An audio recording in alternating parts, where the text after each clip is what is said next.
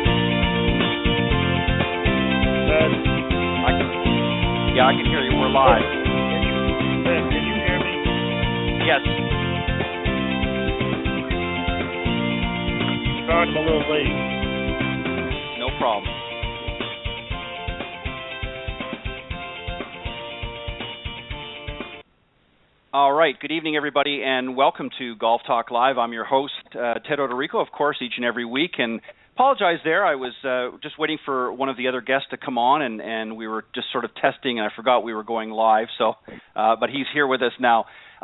Just want to remind everybody, of course, we are live every Thursdays from 6 to 8 p.m. Central or 7 to 9 for those of you on the East Coast under Eastern Standard Time. And for those of you on the West Coast in the United States, of course, we're on Pacific Time, which is 4 to 6. So glad you could join us. If you're new to the program, welcome, and thank you for stopping by. And just to refresh everybody's memory, of course, to go to the show live, go to blogtalkradio.com/Golf Talk Live is the direct link, or you can just type in blogtalkradio.com, go up in the search key and just type Golf Talk Live, and that'll bring you to the main page as well. Got a great show for you tonight. We're going to start off with a Coach's Corner panel. It's got three great professionals on tonight. All have been on the program before, and I'll introduce those individuals in just a moment here. And then a little bit later in the show, I'm going to be joined by Pat Roque, who is the referred to as the business boomer, and she's up in the New Jersey area. She'll be calling in a little bit later in the show, and she's going to be talking about some of the great ways for networking and building your golf business for those of you in the business, and for those of you looking to get into golf, whether for pleasure or for business. She's going to be talking about some great ideas and some great golf expos that are taking place up in the northeastern part of the United States in the months to come. So we'll talk about that a little bit later. Again, we are live during the Thursday broadcast from 6 to 8 p.m. Central. And for those of you who want to call in during the live broadcast, you're welcome to do so. You can call us here at area code 646-716-4667, or you can email questions or comments to me at ted.golftalklive@gmail.com. Always update the program, of course, on social media. Facebook, go to facebook.com/Golf Talk Live blog. That is the official page for Golf Talk Live. And while you're there, if you haven't done so already, appreciate it if you'd like the page while you're visiting. And as I said, I update the show every week on that page, as well as my own personal page. Also, for those of you following me on Twitter, go to Ted and Buck CEO, and that's CEO in capital letters, and that's my Twitter page. And again, we also update the program there as well. But thank you for stopping by, and let me just introduce the gang here, and we'll bring them on. First up, of course, is John Hughes. Has been on many, many times throughout the 2015 season. Pretty much at least once a month he's on the show as one of the panel guests, and he's also been on as a featured guest as well. And he's a PGA Master Professional, as well as the Vice President and Secretary of the North Florida PGA Section, and he was the recipient of the 2013 PGA of America Horton Smith Award. Very seasoned veteran of the game, and he's located down in Orlando, Florida. So if you're in that area, make sure you look up Mr. John Hughes. Also joining on the panel tonight is Bob Foreman.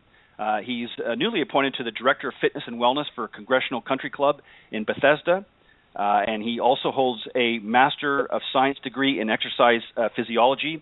He's certified as a golf fitness instructor through the TPI, or Titleist Performance Institute, and is also a certified personal trainer through the American College of Sports Medicine. And certainly last but not least, and rounding out the panel, of course, is Jamie Leno-Zimron, who is also been on the show a number of times, and she's a Class A LPGA teacher professional and also referred to as the golf sensei, and that's because she is a pioneering fifth-degree Aikido black belt, very well-versed in the martial arts, and she's also a somatic psychologist. She also does corporate and visitors international speaker, executive trainer, body-mind fitness expert, and citizens diplomat. Ladies and gentlemen, welcome back to Golf Talk Live's Coach's Corner. Thank you, Ted. Thanks, Ted. Good to be here. Thank you very much. And Bob, welcome to the show. Yeah, thanks, Ted. Kind of stuck here on 495, so sorry, I was getting a little nervous trying to get to you. Not a problem. Thanks for stopping by. All right, guys. I was telling the other two, Bob, and obviously I'll fill you in now. What I decided to do, we've got just a couple of shows here tonight, and then one more before we end the 2015 season and take a break for the holidays. And I know lots of people have traveling going on and getting last-minute things ready for the upcoming holiday celebrations. So I thought I would end it here on sort of an interesting note for the next 2 weeks. I'm going to do the same with the panel next week. And I wanted to really sort of celebrate the professional. And obviously Jamie and John focus more on the teaching side as a golf professional. And Bob, I know you're more on the fitness and wellness side. So we're going to sort of apply, and you'll understand as the questions come up here, sort of apply each of your own strengths and weaknesses, if you will, to the questions at hand. And what I wanted to do is I wanted each of you, and John, I'm going to start with you. I'm going to throw you under the bus first. The question I'm going to start with is I want you to maybe talk about the turning point as a professional. What was sort of the defining moment in your career that you decided everything sort of gelled together and everything sort of running on all cylinders? Was there a defining moment in your career, or are you still sort of working towards that? I would say instead of you throwing me under the bus, I think we're both all still driving the bus. There's within anybody's career, there's defining moments, but I think if you rest on a defining moment, you sort of go stale. I've been recently throwing some thoughts of the week out there, and it sort of goes hand in hand with my thought this week from Lou Holtz. And to paraphrase it, if you think you did something great yesterday, you haven't done anything today.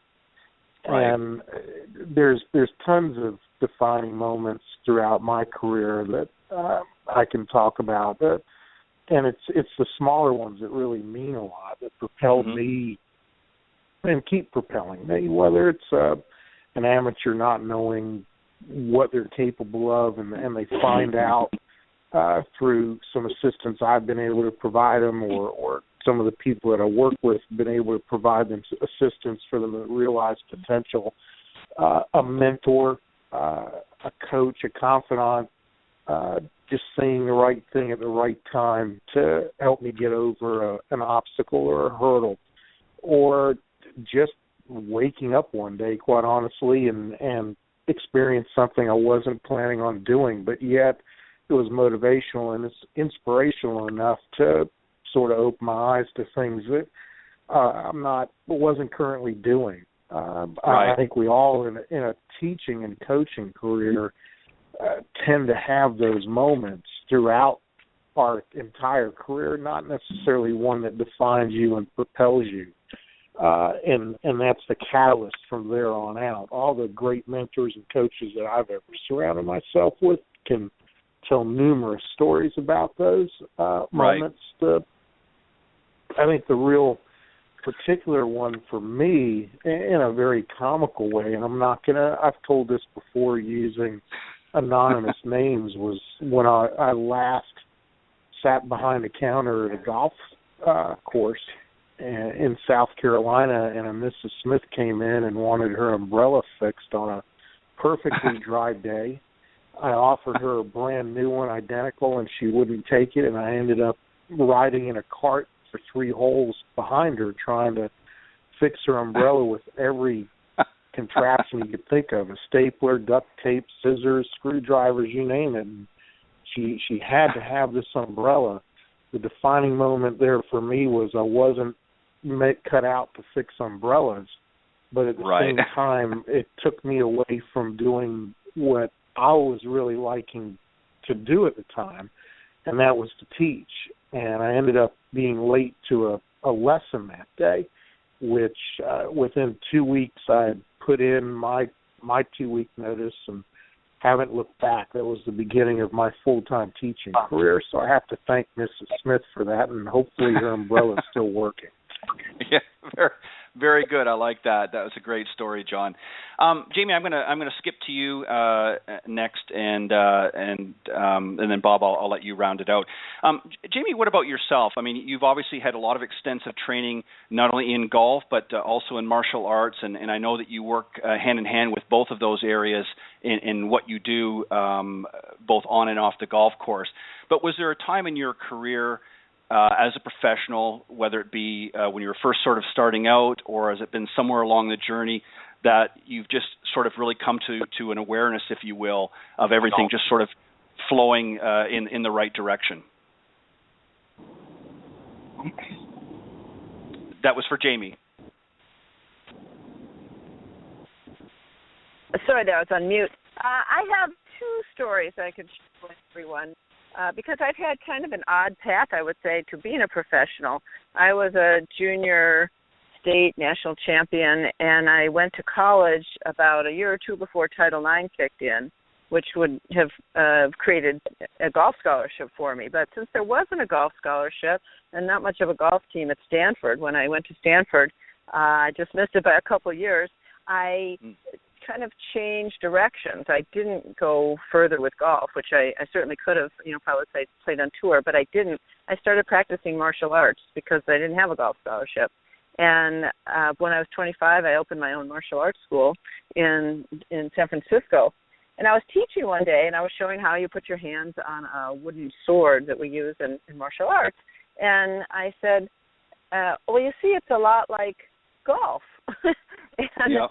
I had this feeling on the tip of my tongue, tip of my whole body, my whole first 5 years in Aikido up to my black belt, feeling like I kind of knew this. It was very familiar. I didn't know why until that moment.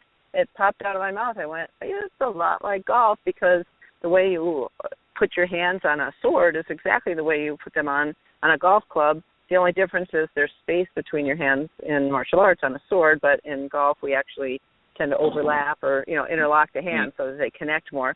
But, that moment was like, and all of a sudden that tip of my tongue feeling became very clear to me. And I realized that the feeling of kind of extending my energy through this long instrument, right, whether it was a sword or a golf club, was very familiar. And we have a throw in Aikido that kind of goes to the back like a backswing and forward like a forward swing. And it was like ding, ding, ding, ding, ding, and it all started kind of gelling, shall we say, and falling into place. And years later, I really didn't golf a lot for, 15, 20 years. I was so busy nationally, internationally doing martial arts. But I was in San Diego, and a friend of mine since kindergarten in the state I grew up in was visiting me, and she said, I'm golfing. Would you give me a golf lesson? And so I took my sword and my 7-iron. She took her golf clubs. We went out to Torrey driving range, and I started showing her some things, and I taught it just like it was a martial arts lesson. And she starts hitting the ball. It starts going up in the air. I'm like, you got to be centered and match up your backswing and your follow through, and you don't want to use brute force. Use your relaxed, connected, energetic breath power. Use your lower body. All these kinds of things. And she literally fell on the ground and screamed and tossed her legs and her club up in the air, and she went, oh, my God, this is like enlightenment. You ought to teach this to the world. And that was a very defining moment because, it was really the beginning of Ki golf. I kind of went very quietly for about a year. I started putting some things together, which I may talk about a little more after that. But, and that's what really got me back to golf and led me back to the LPGA and becoming a Class A teaching professional and on and on and on. So that was quite a moment, a 1 hour in my life that changed things. Well, and to do so well. Right, and that's exactly what I'm talking about. There are times in everybody's career where things happen, and I wanted to really talk about that. I thought it was kind of an interesting thing because, we all kind of have an idea, why we got into the business and what reasons we sort of gravitated towards golf. whether it was, being introduced as a youngster or, for some other reason. And it's interesting to hear some of the different stories, if you will. And Bob, I know yours is a little bit different because you're not really per se a golf teaching professional in the same sense, but you approach it from a little bit different. But I know that you as well do work with a lot of golfers, and in addition to others. But you also have impacted golf in a unique way because you focus on the wellness and the fitness side of, which is very important. People don't always associate golf with a physical sport, but really it is in many ways. So talk about your defining moment and how it's been able to propel you to where you are now. Well, I mean, in the 30 years I've been in the fitness field, always had an interest in combining the golf, which I enjoy playing, and the physical side of it, the physicality of the golf swing. And so when I attended the first World Golf Fitness Summit back in 2006, when Greg Rose and Dave Phillips introduced their 10 years of research into the physical aspect of the golf swing, it was kind of definitely a wow moment for me, a defining moment for me. And it really kind of opened up the game, it changed the game overnight. And came back and did a lot of research, did some pilot studying, went back and got certified with TPI, and have studied a lot of Gary Gray's stuff. He's a biomechanicist up in Michigan, and does a lot with movement science, which is really kind of an up-and-coming branch in fitness. And it's really interesting and exciting information to help people kind of identify where their deficiencies are, their musculoskeletal deficiencies, and then to help them correct those deficiencies so that you can improve the efficiency of movement, and in doing so, you're going to enhance performance no matter what it is, whether it's golf, tennis, or just general activities of daily living, but you're also impact upon their health in a very positive way. Well said, and interesting story. Thank you for sharing that as well, Bob. And I really wanted to sort of set the tone this evening along this line for a very specific reason. I wanted to give really the audience an opportunity to hear, sort of where you guys are coming from and what sort of helped propel you to the levels that you are at now. And it brings me to sort of the next phase of the conversation, and that is remembering some of the best moments as a professional. And I'd like, and again, feel free to do as John did, is plug in some fictitious names if you want, or maybe just stick with the first name. But I'm going to start, John, back with you again. But was there any students that you felt benefited greatly from what you did? And obviously I know many of them do, but were there any particular scenarios that you can give? Maybe just give us an example of one where working with them, whether it was through a group of lessons or whether it was through a period of time where everything just sort of fell together very nicely, and at the end of the sessions, if you will, you just came away with a feeling that, this person or this individual really understood and grasped what it was I was trying to get across and was able to take their game to that next level. Can you give us maybe an example of that?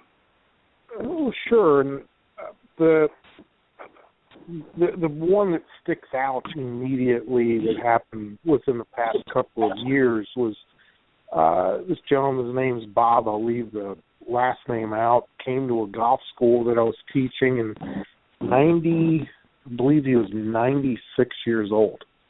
Wow. And was playing 2 or 3 times a week. Lives in a home, not an assisted living home, but just a home where there was other older people his age or a little bit younger that had a lot of common interests, and one of them was golf. So they'd play 9 holes every Tuesday and Thursday.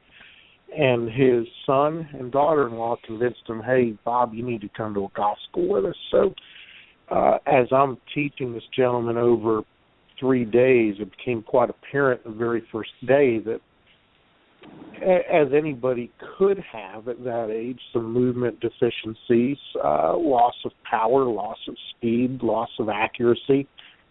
And he basically said, you know what, John, this is a hobby for me. It always has been, always will be. It keeps me alive. It keeps me active. It keeps a smile on my face. And for the past year and a half, I just haven't smiled. Just do whatever you can do to make me smile. So after about 5 minutes of talking to him and watching him hit balls, I basically asked him one question. If you had to leave here in 2 or 3 days with one nugget and one nugget only that would make you smile, what would it be? And without hesitation, he was basically, you know what, I'd love to be able to feel the compression of the ball one last time on my driver, no matter how far it went. So for 3 days, this gentleman worked harder in proportion to his age and physicality than anybody I'd taught in a long time, including tour pros. This guy was just constantly doing what I asked him to do. I literally had to sit him down. Bob, sit down, take a break. Would you? His daughter-in-law said, leave him alone, leave him alone. Within, we started on a Tuesday, I believe, and ended Thursday. Tuesday, he was barely hitting his driver 110, 115. And by Thursday afternoon, he was hitting at about 175. And it really didn't have a lot to do with hitting a lot of balls so much as just having him remember what it felt like to be him. They invited me to dinner that evening, and this guy I felt he couldn't take his eyes off me. I was very uncomfortable during dinner. He was just constantly just staring at me, big smile on his face. I'm like, Bob, what's wrong? Well, you know, what you're smiling at me. We accomplished that. What's the deal? He says, you know, I haven't felt like that since I was 40-something, hitting it 200 and whatever it was with a persimmon driver and whatever the ball was at the time. And I'm so happy. I don't know what else to do. He was just literally frozen in time that way. And I still hear from Bob. I hear from Bob every couple of months. He still plays. I remind him of some of the things that we did, and he's actually been able to just improve his lifestyle overall as far as strengthening his core and having better posture. And now he doesn't have as big an issue with some of the other motor skill and movements that elderly people have. That's one that really sticks out. I've worked with a lot of great players, and I've worked with a lot of great people, but that one in particular to me sort of stands out for two reasons. Not for anything I did so much as for what he did. You just never know what you can accomplish. If you rest on your laurels and have expectations, you're doomed for failure. And Bob was willing to look beyond what he thought his capabilities were without expectation of what he used to do. But going along with that, hand in hand, you've got to be able to work a little bit at it. You've got to be willing to go that little extra mile. Whether someone's telling you someone's motivating you to do it, you should be self-motivated to do it, and know what your limits were. And what was funny for me from a teaching standpoint of view is watching this gentleman and really understanding what limits could be when the right inspiration and motivation was there. I still remember that. I still talk to people about that. You had to live it. You had to be there to really appreciate it. But I think it's a lesson for us all that where there's I've since sort of changed the phrase, you can't teach an old dog new tricks. You absolutely can if they're willing to. And that's really the key for anybody listening out there, whether you're an instructor, someone trying to get better. If you have a will to do it, you're capable of doing it. You got to believe in yourself. Well said. Great story, John. Thank you for sharing that. Jamie, I'm going to go on to you. Do you have a particular student or maybe even a group of students with a similar story where you've sort of gotten all cylinders firing here, if you will, and you've worked with them and through some of the things that you've taught them, some of the discussions that you've had with them, you just came away with a sense that they really understood the message that you were trying to convey, and as a result, they were able to take away a positive experience. And I know you have many of them, but maybe just share one briefly with us, if you would.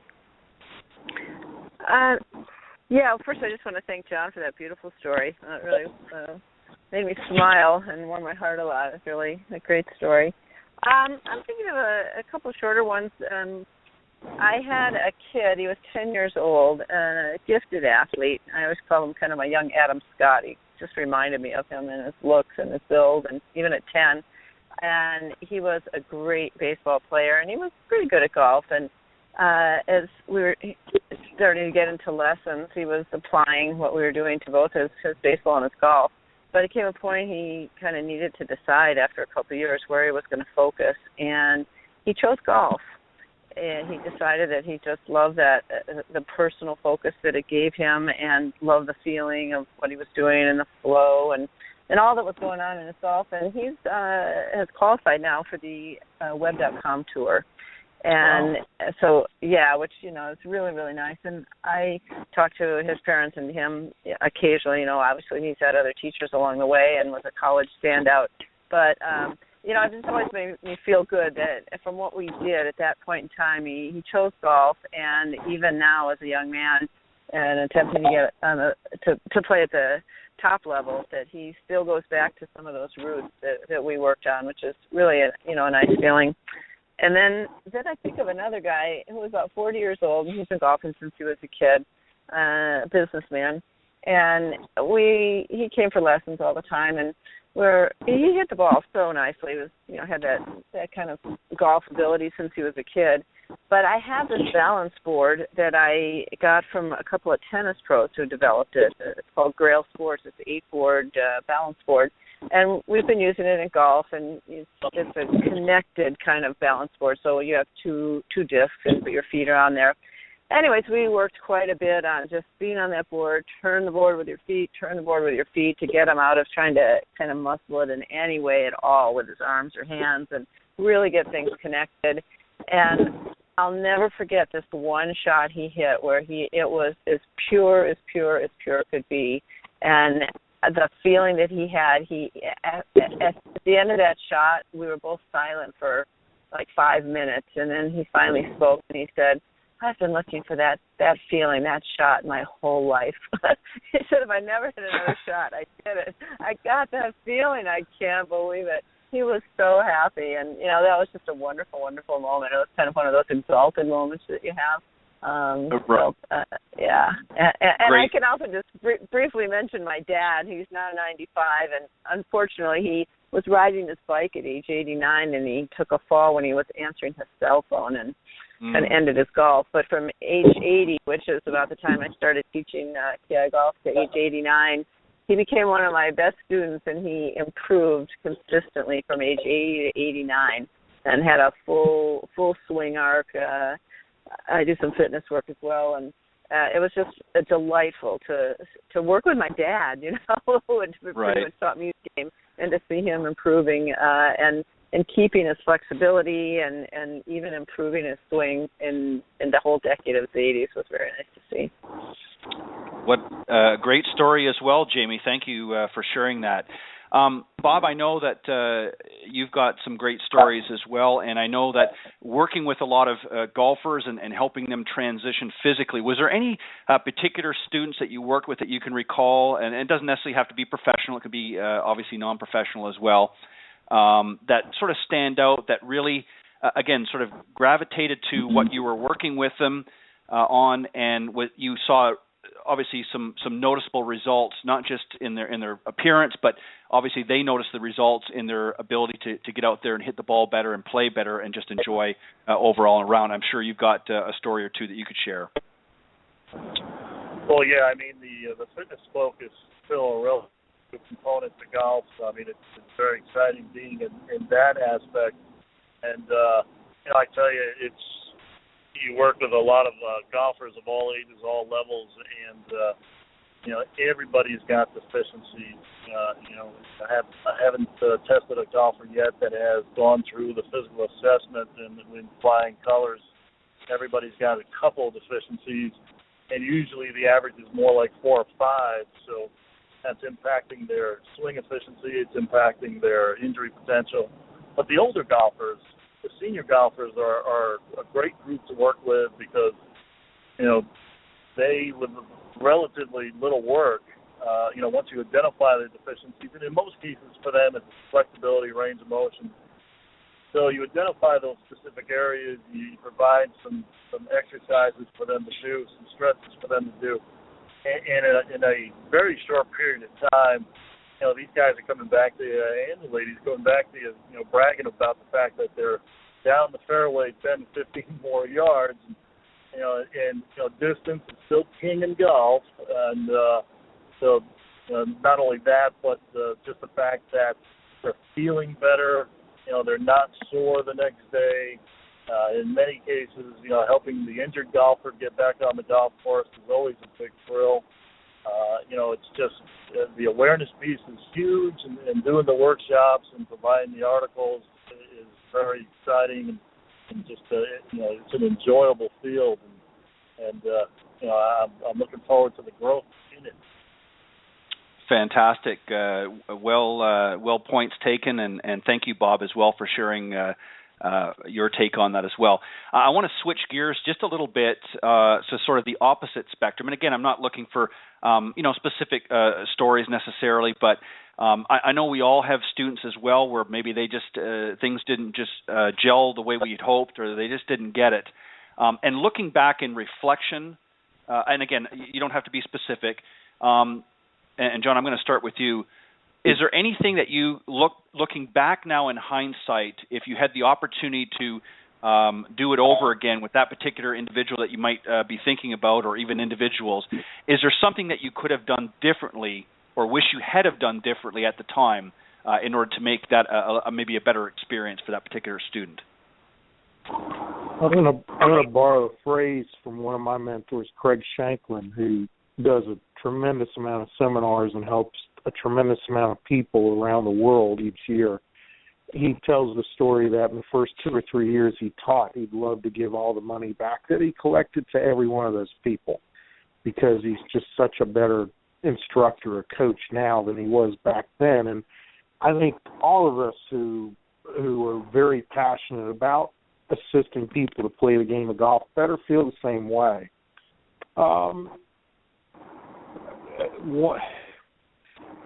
As I'm digging through my collection of stories here, there's always somebody that I probably could have done better with, and it's typically after the lesson that you sort of feel that way, that maybe if I'd said something a little different, or did this drill or did that drill, maybe the outcome could have been better.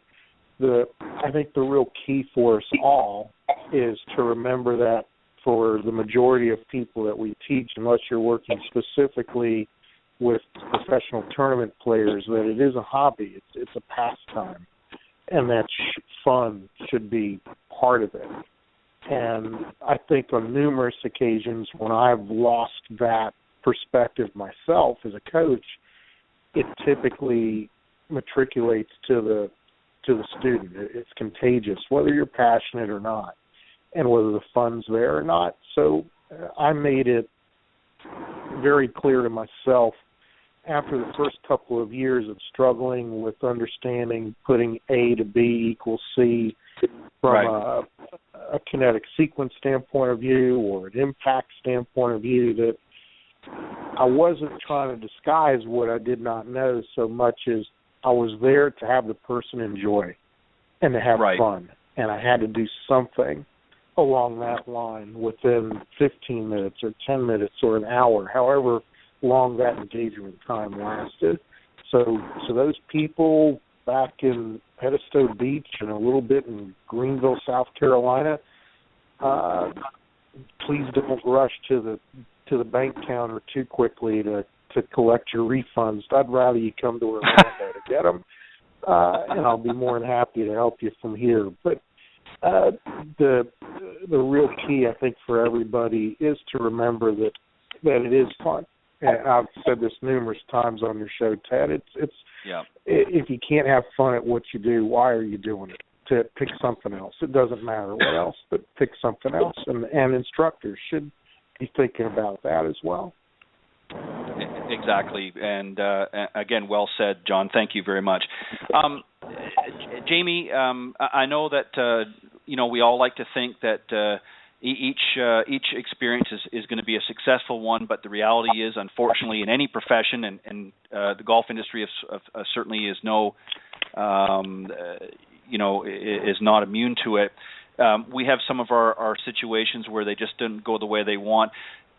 Again, going back in memory, is there any, whether recent or past, was there a time, do you think, that maybe you had dealt with a group or an individual student, and again, we don't need names, that maybe just didn't seem to grasp what it was you were teaching? And again, this is not to blame anybody, or it's necessarily no fault of yours, but in hindsight, is there something that you wish you could have done differently, or think you could have done differently at the time, knowing what you know now?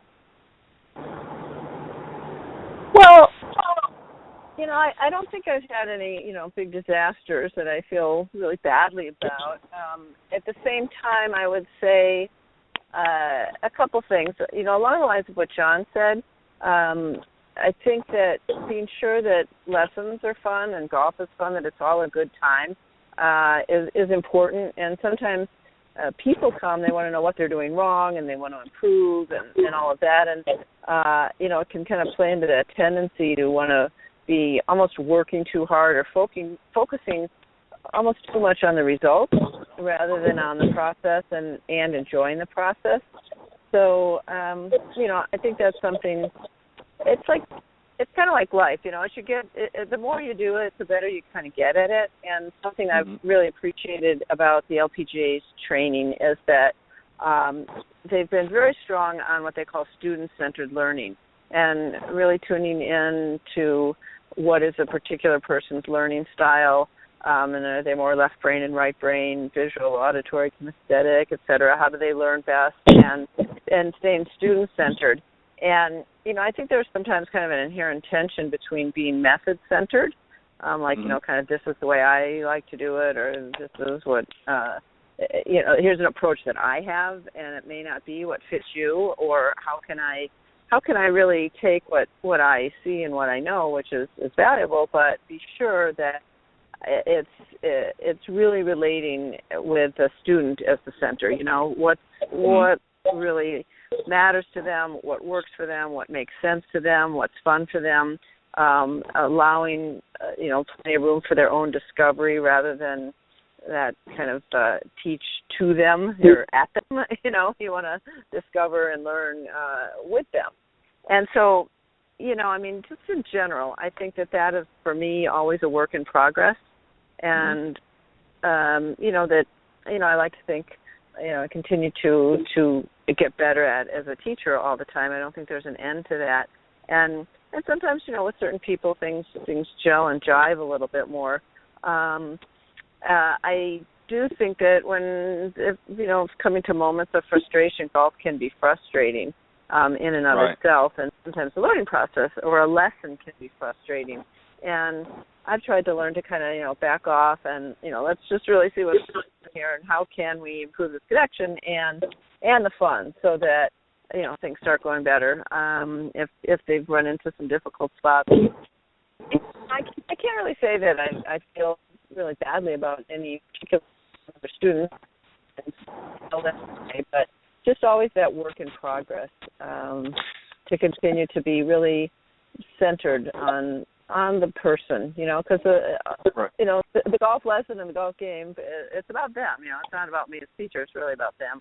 Right, exactly. And I think it kind of goes to the point that John brought up earlier about one of the examples that he gave with the gentleman, in his 90s, that if you're, as a student, if you're coming just to learn but are not prepared to put in some time and effort yourself, then you're really not going to take away from it. And obviously, John, as you had expressed with your example, this particular individual was willing to put in the time and the effort to see those improvements. And regardless of your skill level or your teaching ability, if the student's not receptive and willing to put in that additional, time and effort to put together some of the thoughts and components of what you're showcasing, then they're not going to reap the benefits. And I think we've all had those experiences, myself included, over the years, where you might come with all of the the wheels greased and rolling in the right direction. But if the student's not prepared to not only receive it in the way it's meant, but also take from that point on and move forward and be able to put it into motion, then it's very difficult to yield the results a lot of times. And I look at that as really a failure on the student's part, not so much the instructor or teacher's side.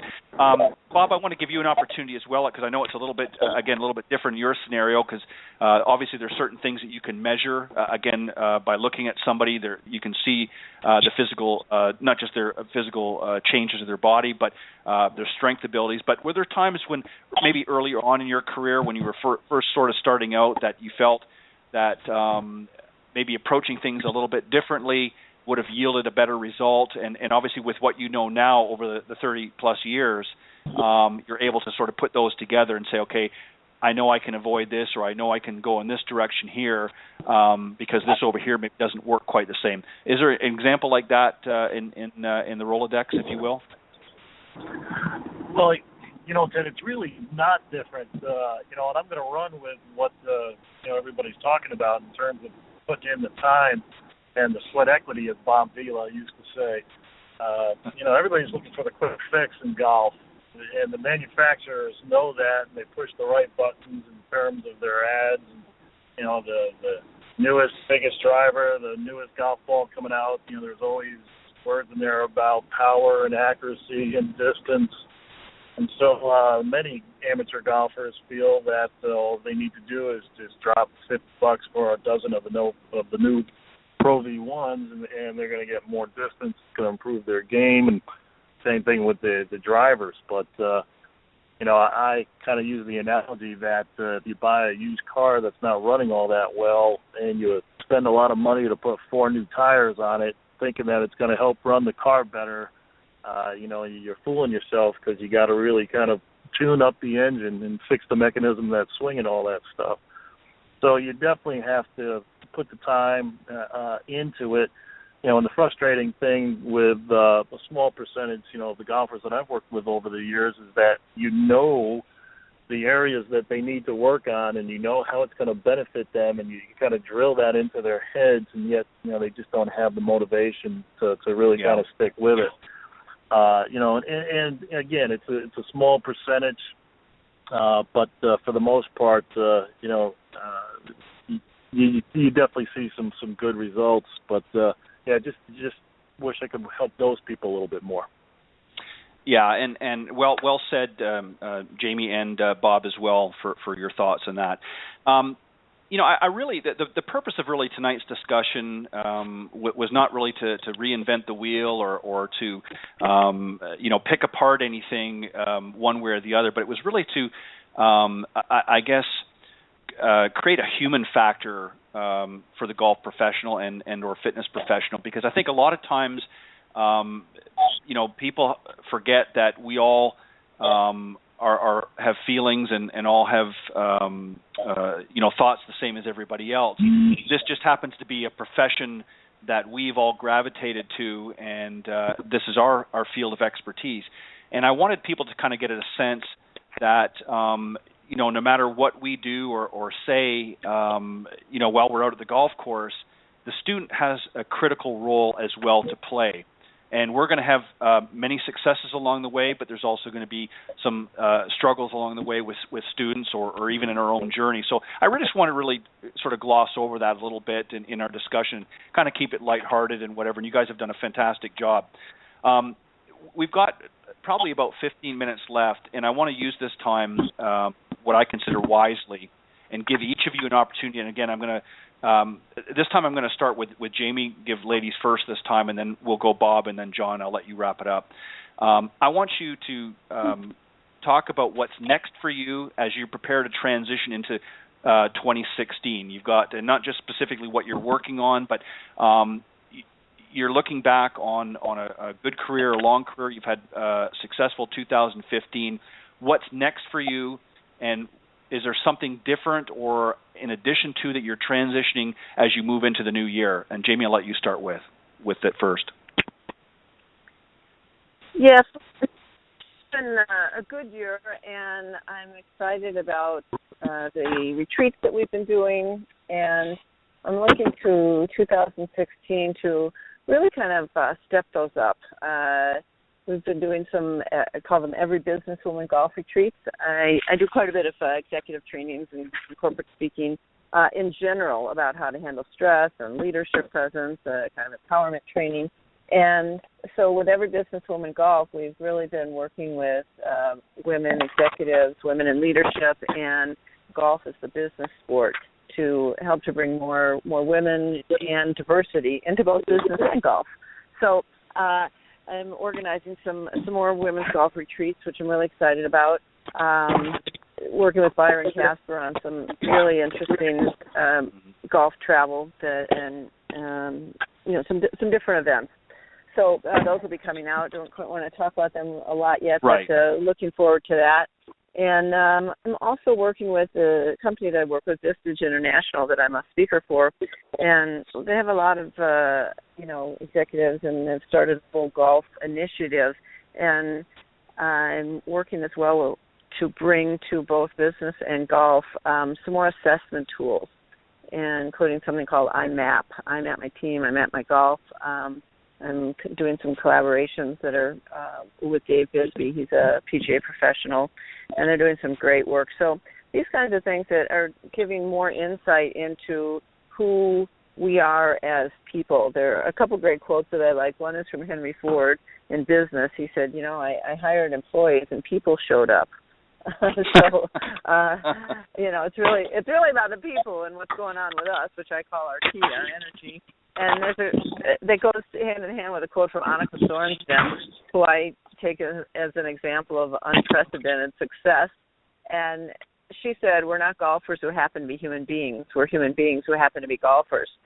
So really going even further into, what seem to be some of the mysteries of golf could be some of the mysteries of who are we, and who we are is important because it's really our energy that makes a golf ball go, right?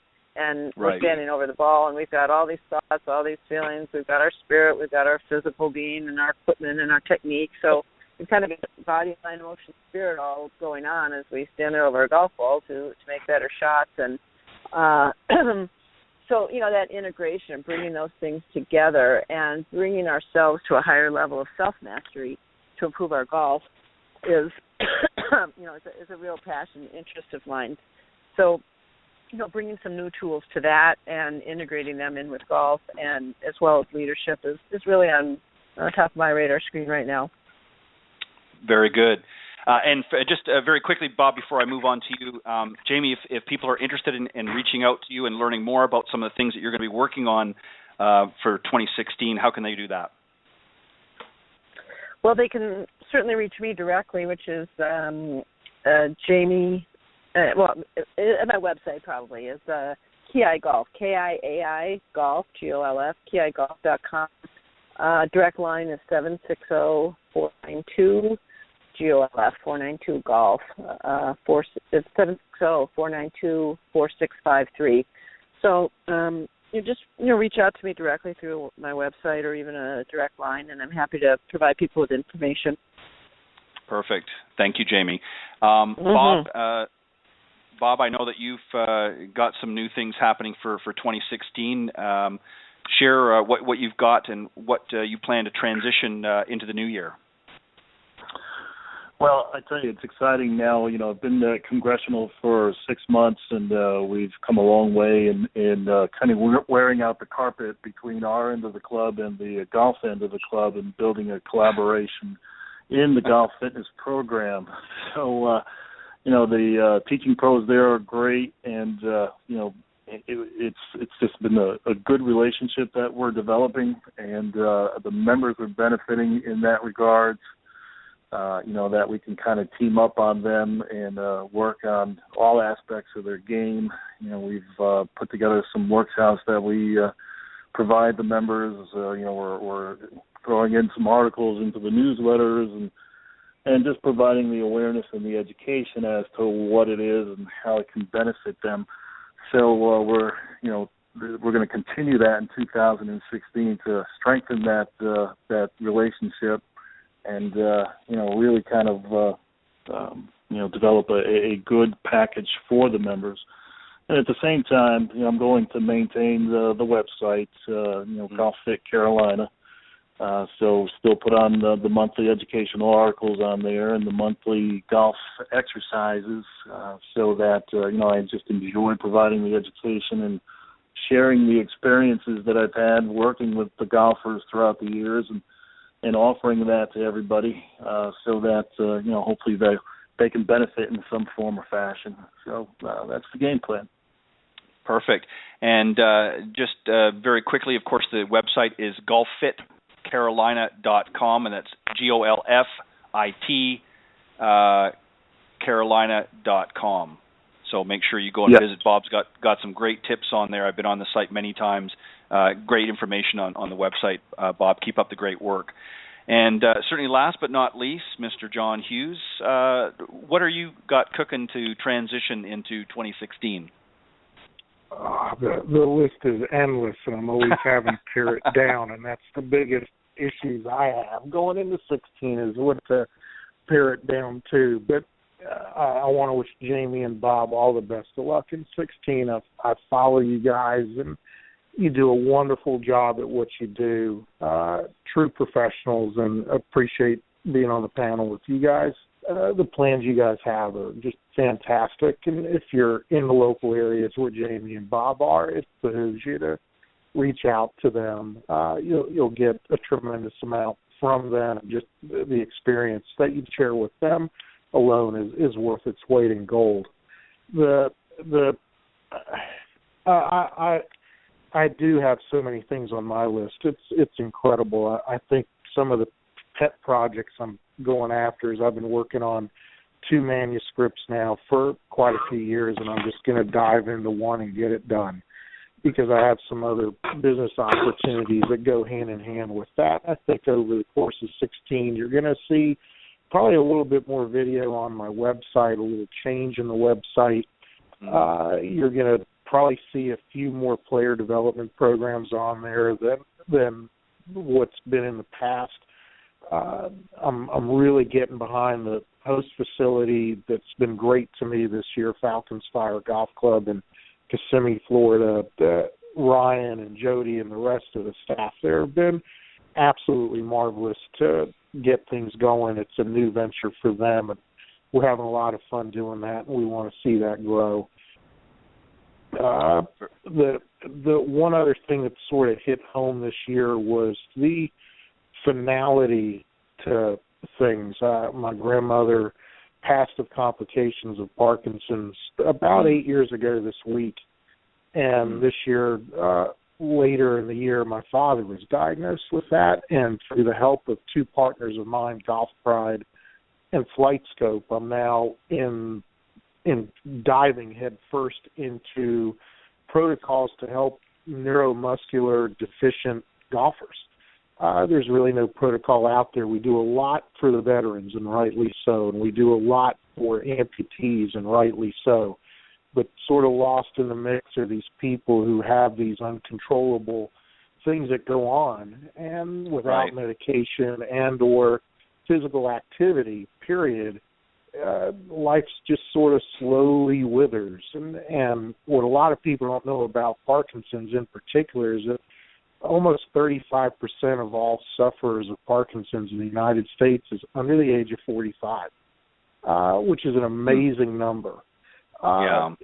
So I'm really diving head first into that. I've been named to the Central Florida Parkinson's Society. It's a 501c foundation, and we'll be doing a lot with them as well as some other researchers from around the country to really find some ways to help the neuromuscular deficient people out there who truly enjoy the game, and we'll be trying to make strides that way. And then I think there's 3 things that I always live by, and one of them is apropos for this time of year. Everybody knows of Cheech and Chong and their little skit with Santa and the reindeer and the magic dust. When a little more for Santa, a little more for Santa. Well, if you're the lesson taker, if you're the student, all we're here to help you do is find that dust. You possess it in your pocket. And whether it's Jamie, Bob, myself, anybody you've ever had on the panel, that's what we're there to do, is help you dig deep into your pockets and find that dust. Number two, remember that when fatigue sets in, technique breaks down. This is something I learned as a soccer player trying out for the U.S. national team almost 40 years ago. And I still to this day remind my players that when you get a little fatigued, that's okay. But it's time to slow down, because there's a difference between tired and fatigued. And when you're tired, you can't think. And that's no way to go about life. It's no way to go about playing the game or trying to improve at anything. And then the last thing I've been telling my son since the day he popped out of the womb, and I live by this every day. I go into each new year thinking this is every day I want to make myself proud. When he was young, it was make Dad proud or make Mom proud. And then once he figured it all out, is why don't you make yourself proud? Yeah. And I think whether it's golf, it's business, it's life in general, if you just take a page every day that you can look at and say, you know what, I'm proud I did that. I'm very proud I did that. Each day just goes on, and the next thing you know, it's the new year again, which is great, because I was thinking the same thing about this time last year. So 15's been great. I'm looking forward to a fantastic 16. And Ted, once again, thanks for having me on. It's been a pleasure. I'm looking forward to a great 16 with you as well. Thank you. And John, of course, is as the others are going to be joining in the new year back on the panel, and also as featured guests throughout the year. I'll have you guys back on as well, as we have new things to share with the audience. And just a very quick note on some of the things that I'm going to be doing next year. I'm working with a few partners of my own as well, separate from the show. One of them is actually on the putting side of things, and I won't give out too much information right now, but they're looking at bringing me on board to help with some of the promotions and marketing and development.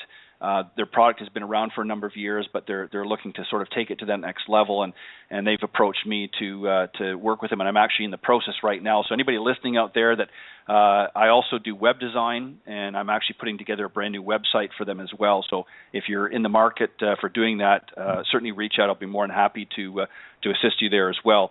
Obviously, I'm going to continue on with my corporate work. And going to grow and continue to develop that. It's been very successful over the years, of course. But probably my number one thing that I really want to do and I enjoy the most is, of course, doing this program.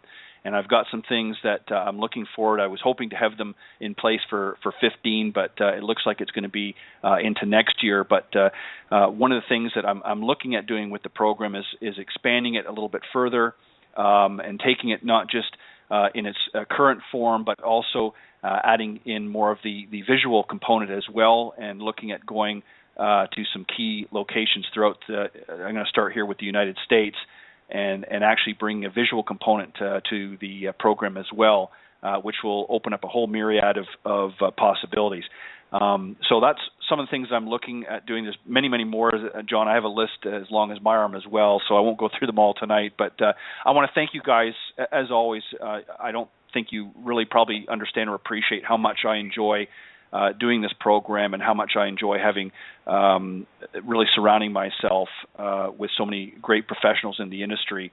And I always, much like I know that you do when you're speaking, that it's always good to learn from somebody else. And there's always something that I always take away from each of the programs.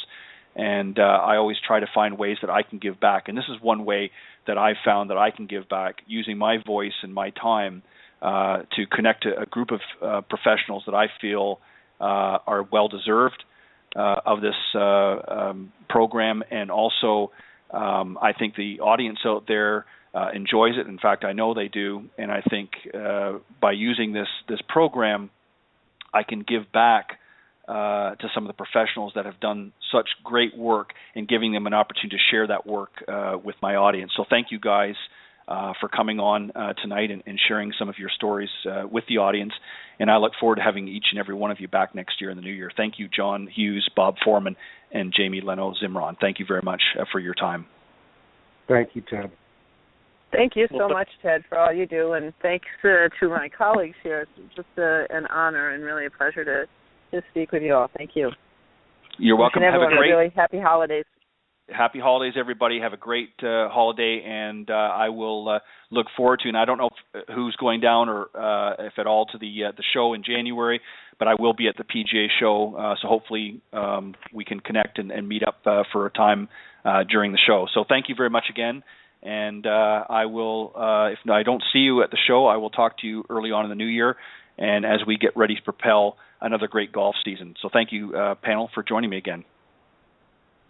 Thanks, Ted. Thanks, Ted. Happy holidays. All right. Thanks, Ted. All right. Thank you, everybody. Right, bye-bye. Bye-bye. Bye.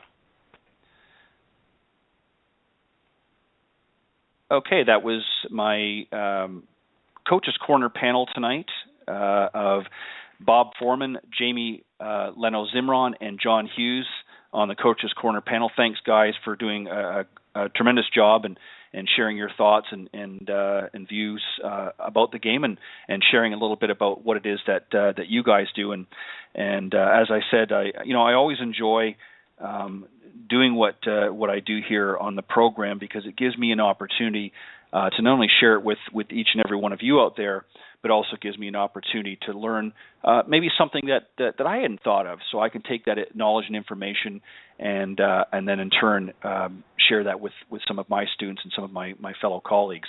My next guest coming up, she's been on the show before, and she was actually on the other program that I do on Tuesday mornings with LPGA professional Cindy Miller here recently, just a week and a half ago, on the Women of Golf show. Pat Roque, who is also referred to as the Business Boomer. I'm going to give you a quick little introduction here, a little bit about Pat, and then we're going to come on and talk a little bit about some of the ways that she's helping to grow this game as well. Pat, as I mentioned, is referred to as the Business Boomer. She's an award-winning marketer, keynote speaker, and transformation coach. She knows not only how to make business boom, both on and off the course, but just as a phenomenal young lady. She teaches golf marketers and business professionals how to attract and engage their ideal clients. She's a master connector and teaches systems to transform essentially your life and grow your business now, which is what we all want. She delivers record-setting growth and big ideas as a social media and marketing lead for the Women's Golf Association of New Jersey, and now which happens to be the largest women's Northern New Jersey golf league with over 500 members. And growing, of course. She drives social media for the ShopRite LPGA Classic and the Barclays PGA Tour event. She's also served on the boards of the WGANJ, which is the Women's Golf Association for New Jersey, and the New Jersey Association of Women's Business Owners, Healthcare Business Women's Association, and the Northern New Jersey International Special Events Society. She has an extensive experience mentoring and marketing to women in their role as not only golfers, executives and moms, but family concierge and health and wellness decision makers in the family. Pat's also a mom of her own, herself rather, of two college kids, and plays golf around the world with her husband Alex. So let me bring Pat on, and we'll talk a little bit about how we can grow the game as business professionals. Hello, Good evening. Ted. Good evening, Pat. Welcome to Golf Talk Live. Thank you so much. How are you this evening? I'm doing fantastic. Winding down, of course, as we transition to the end of 2015 and get ready and excited looking towards 2016. And as I was just expressing to the panel, everybody's sort of got lots of interesting things happening in the new year, myself included. And I'm not giving away too many of the secrets quite yet, but a lot of good things are going to be happening in 2016 here, both with the program and outside of it. But we're going to talk about some of the things that you've been working on here.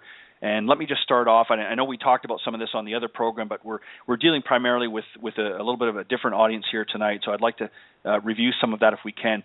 Now, you've talked to me about your involved with some great golf expos this year up in the northeastern part of the United States, particularly the Metropolitan Golf Expo, which is coming to New Jersey in February.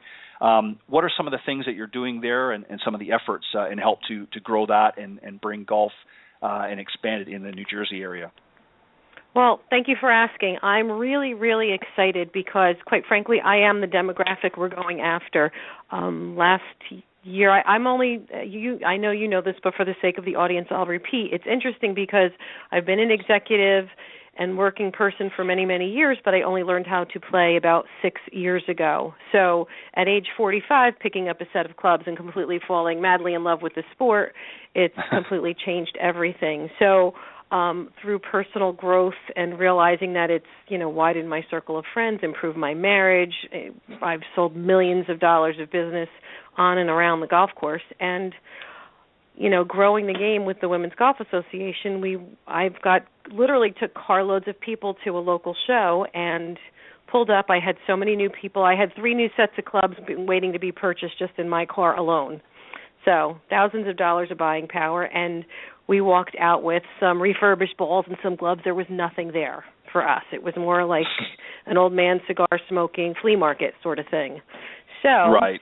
When just not the way I roll. So basically, I know you're laughing, but really we all saved for it. We went with cash and credit cards and couldn't find much to entertain us. We were in and out in less than an hour, and I think that was a lost opportunity for not only us as attendees, but for so many vendors who literally could have been having fun selling us vacations and equipment and clothing and everything else we went for. So, being said, I've been doing a lot with folks from PGA Magazine and Great Golf Resorts of the World, and I met these wonderful gentlemen who are running this show in New Jersey, and the Meadowlands Expo actually came to them and asked them to produce and is putting money toward really making sure that this is going to be a huge success. So talk about putting, skin in the game. Everyone's got skin in the game, and Dan Spigner from Northeast Trade Show Promotions and I just hit it off immediately when we met, and he was, I guess, smart enough to say, go ahead and run with it. Let me run with some of my crazy cockamamie ideas.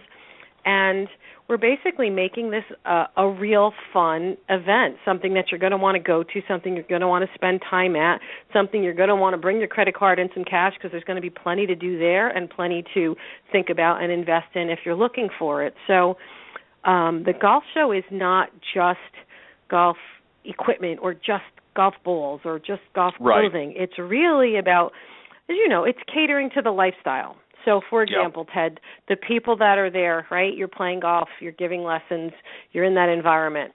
They tend to drive nicer cars. They tend to go on vacations. They tend to invest in, work clothing and their leisure recreational clothing because there's definitely a wardrobe to be had. They have multiple pairs of shoes. They travel around the world. The demographic is the demographic. So our golf expos are going to have world-class golf instruction. We're going to have speakers from the stage, so we'll be doing training and workshops.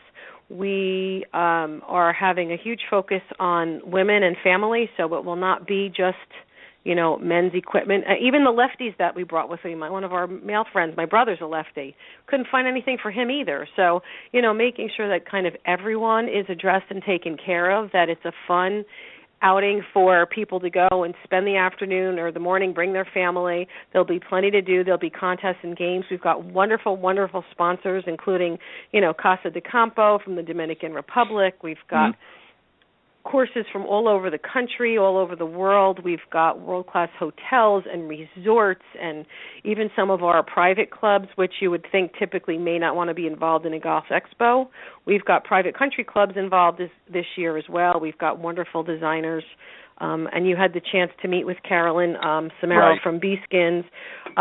Just first-class ladies, Carolyn and Stacy, who run the organization. They're really forward-thinking. Like, literally, I get to go in with them and contribute and tell them, I want a pocket here. Can you make this taller? Can you make this shorter? They're really, really catering to the needs of the modern-day golfer and the fact that we go from work to the golf course. Like tomorrow morning, I'm actually giving a training session for our local Chamber of Commerce. So I'm going to be doing a whole presentation all morning long, and then I will leave, go meet my husband, and go play 18 holes, I hope, because it's supposed to be gorgeous out tomorrow. Having a show that caters to lifestyle and the realities of how we live today, I think is going to make the difference. So now we've got an expo in February in the Meadowlands. I've got Rhode Island. I've got Western Massachusetts, Saratoga, and then in September there will be a World Team Championship. It's going to be a tournament and an expo at the Atlantic City Convention Center. And we're going to have qualifying rounds and events all year. We're going to have auctions for foursomes, and we've got plenty of groups that come to us asking us for places to go play. So we're kind of a golf club or resort's dream partner because we have stacks and stacks of groups of golfers looking for places to play.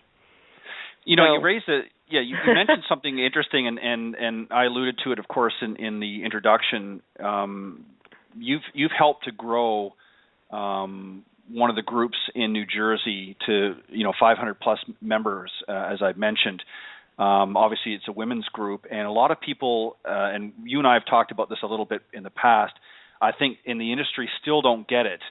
They still are focusing on the men's side of things, and really women make a lot of, and if not most of the purchasing decisions in the family household for many things, including big ticket items. A lot of people think, well, it's primarily because the way society has sort of been ingrained for years, that the male went out and worked and did this, but now many women have over the years have now moved into the business world and into the executive world, and they want to get involved and recognize the effect that golf has as a business tool. They're starting to get that, so they want to be exposed to that as well. And as you mentioned here just a moment ago, a lot of the expos and even the PGA show that we're going to go to in January still predominantly is a male-dominated show, and there's a lot of hungry women out there that are looking to and have money to spend that they need to really pay attention to. So let's talk about, you mentioned a couple of places, Meadowlands, Atlantic City. These are, and Rhode Island, of course, these are high-income areas, and there's a lot of women that have, a lot of disposable income. They need to, for lack of a better word, smarten up and really start to focus on this demographics, and you're helping to do that. Let's talk about some of the ways that you're helping to do that. Well, it's interesting. Well, I guess partially because literally I am the demographic, so I think if there's an empathy or an understanding, I know what it's like to be left out, and I know what it's like to be left behind. So I think when I was first thinking about playing, I was already a very accomplished and successful business person. Not to sound egotistical, but I'd been successful. I knew what that was like. I know how that feels. So to go from being super successful to then having to find a place to go be a completely humble and exposed and raw newbie all over again at age 45 or whatever age you are was kind of an interesting, change in mind shift. So first it was about raising your hand to say, yes, I realize I'm missing out. And for me, a lot of it's about mentoring. So when you want to grow the game, putting signs out and just offering cheap lessons is not the approach you or I or many of our friends are talking about, because part of it starts with mindset. Why you deserve to have fresh air and sunshine, why you deserve to incorporate health and wellness into your lifestyle, why you deserve to have an hour or 2 or 3 or 4 that you shut your cell phone off. So first and foremost, that whole I don't have the time for me time, it's a mindset thing. So if you can start with that and address that up front, you're going to, that's just one obstacle, one hurdle. And the next part of it is that you have to make it inviting. You have to meet people where they're at. So when I literally was shopping, so what happens? I decide I want to play golf. Of course, I'm going to drag my best friend along. So she and I, like two knuckleheads, go on this venture, and we go shopping for places to golf, because that's what women do. Where can we play? We didn't know. And our husbands tried to teach us, and we played at the local county course for a while, and it was fun, but obviously that's not the best idea for a long-term plan of action. It was enough to wet my whistle and know that I wanted to do it. It was also enough to know that that's not the way I was going to learn. So we went shopping for places to golf. And we called stores, and we met one of the organizations in our area. There's not a ton of them, quite frankly, but we shopped around, literally. Yellow Pages, listen to me. Online and asked people, and we met one group, and because I was a woman executive, I had access to an organization, one in particular, and you can never cast a stone at a whole organization, but the individuals that I happen to come across, I suppose you'd say, I didn't feel comfortable. At that point, at that time, my first exposure was not warm and welcoming and, oh, don't worry about it, this will be fun, this will be relaxing, everybody stinks at some point, come play with us. It was, what do you mean you don't know how to play? So it didn't give me a big, brave, yeah, let's do this feeling. It made me think, oh, am I nuts? What am I doing? Right. This maybe isn't such a good idea. So I kind of laid back a little bit, and then I was playing with my friend at a little local par 3 executive, tiny little course, wonderful for practicing the short game. It's called Twin Willows in New Jersey. Love it. The owners are so nice and friendly, and they help you. And we met a woman there, and we watched her, and she could hit the ball. Not only could she hit it, she could hit it straight, and she could find it. To us, that was amazing. Think about how, set of fresh eyes that's never seen it. It's like somebody that grew up on an island and flew to the United States and walked in Times Square, right? Right, exactly. Like for me, Times Square, I'm looking at it, it's my screensaver. I'm so used to it. But for somebody who's just not brought up or familiar, everything's an aha moment. So we met a woman who was gracious and kind and said, don't worry, come on over here, watch, I'll show you, and don't worry, I stink too sometimes, and just chatted and made it very low-key and funny and laughed and said, you know what, we've got plenty of places for people like you. You're not alone, and in fact, if you want to try to play and learn with other people that are all our age, that'll, have an opportunity, why don't you come? And they invited us to a meeting, and we walked in, and people could not have been nicer. And I met this one woman who happens to be the president of the organization, and someone said to me, do you know she drives the ball 250 yards? And I thought to myself, I'm not quite sure what driving the ball means, and I'm not quite sure how long 250, that's 2.5 football fields. That's got to be pretty good. But think about it, Ted, I didn't even know what that meant. Yeah. Right? Right, and I didn't know. Right, and that, you don't know what you don't know. Right, and that brings up really an interesting point. Is the intimidation that a lot of women, and I want to really focus on that part of it tonight if we can a little bit, and I certainly want you to continue on with some of the discussion about the expos and things coming up. But I want to focus on this just for a few moments if we can. There's still, even in this day, with all of the technology out there and all of the news media and that talk about golf and promote golf, there are still a lot of individuals, but particularly women out there that really know very little about the game. Now, more of them are starting to get involved, and there are obviously organizations popping up all over the United States and even around the world that are helping to close that gap, but there's still a long way to go. And again, when we go back to the original sort of theme of growing the game, this is an area where there is tremendous, and I mean tremendous growth opportunities here that are really not being fully tapped into. It's really just scratching the surface. And some of the efforts have certainly been very good, but there's still much more momentum needs to happen.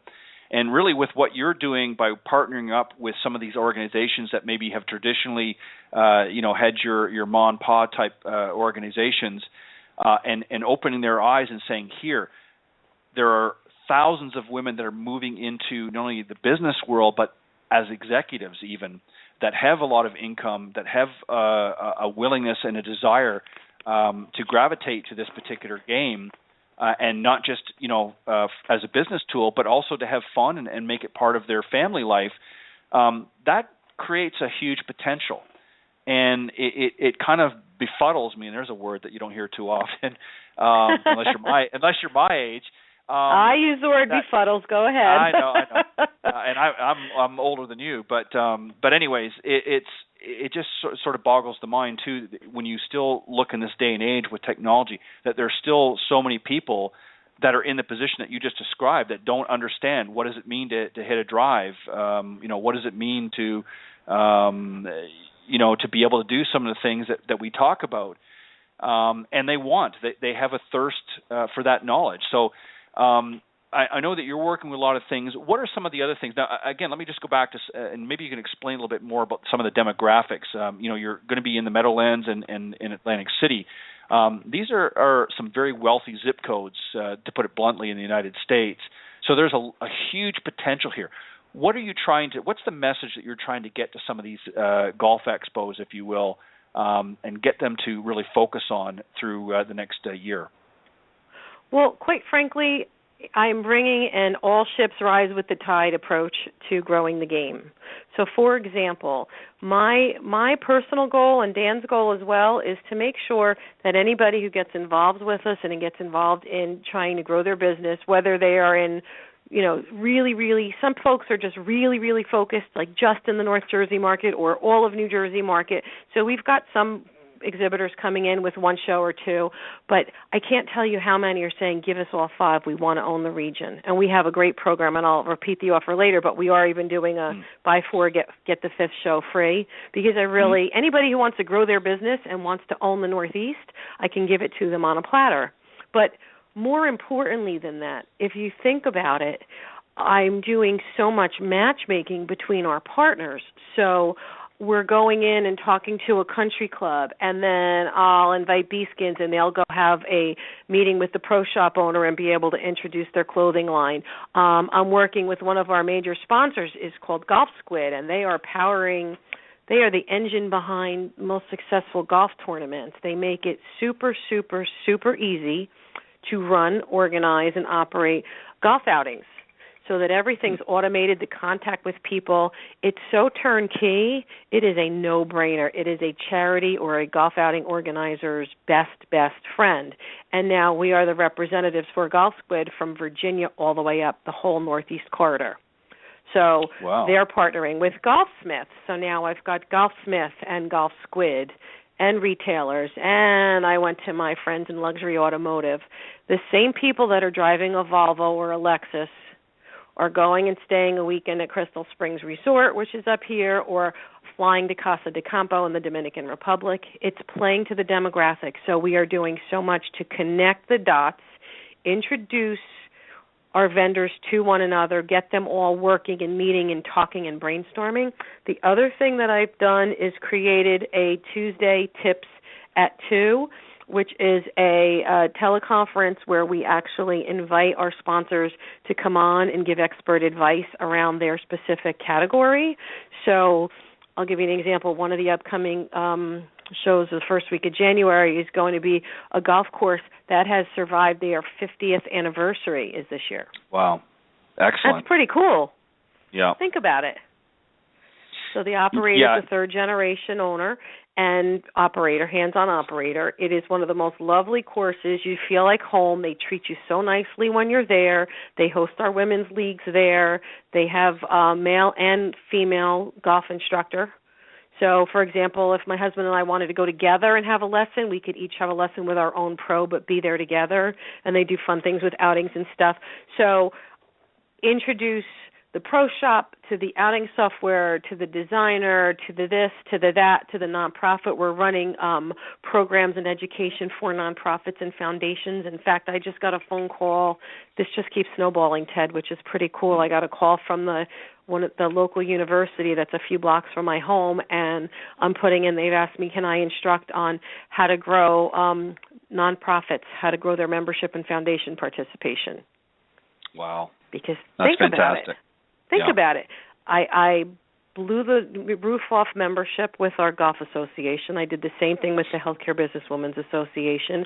I know the secrets to maximizing membership for these kinds of organizations. So I actually, that's one of 2016's exciting things, built a program called Maximize Your Membership, and now our local chamber is going to use it. I'll be teaching it at a local college, university, I should say, because, if you really pay attention to how you do your business, there are patterns to success.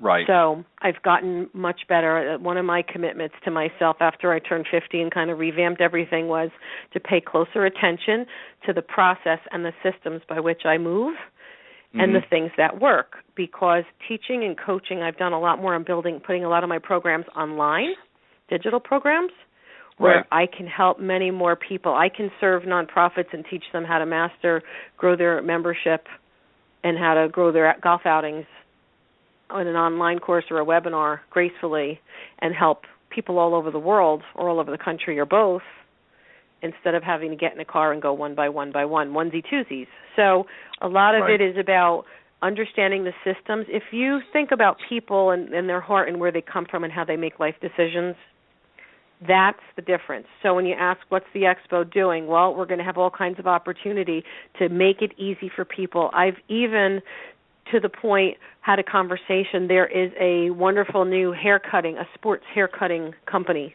that's moved into our region, and they're just opening salons. They cater to men, and it's sport cuts, right? So we're checking with the State Department of Health to find out if we can bring in chairs and physically have them doing haircuts while they're there. Wow, now, that'd be cool. I don't know if it's going to be allowed or not. I don't know if it's going to fly. But if you think about it, if you could take 15 minutes and go hop in a chair and have a nice haircut while you're at the golf expo, why not? It's one less errand you have to run. Right, exactly. You know, it right, doesn't it? I mean, it's funny, but it's the same, right? It's catering to golfers as people and catering to the businesses who cater to them and helping them all put their heads together and cross-promote. You know, it's interesting because it all boils down to really being able to connect. And this is one of the things that you've developed in your business model, and that is to not only connect effectively yourself, but to be able to show others how to use those same skill set, if you will, that you've developed in connecting with others and growing, as you mentioned, with some of the nonprofits and business associations and things like that, being able to help them grow their organizations and attract new members as well as keep existing members. And that's an important thing. In this day and age with so many changes in society, there's so many things pulling and tugging at everybody's sleeve to do this and do that. You have to be creative, and you have to decide, as you said, if you're going to do something, you've got to make sure that it's going to be beneficial for everybody, not just yourself, but for everybody involved. And a lot of times we all, myself included, we get tugged in so many different directions, and we just don't always have the time. So you have to choose wisely.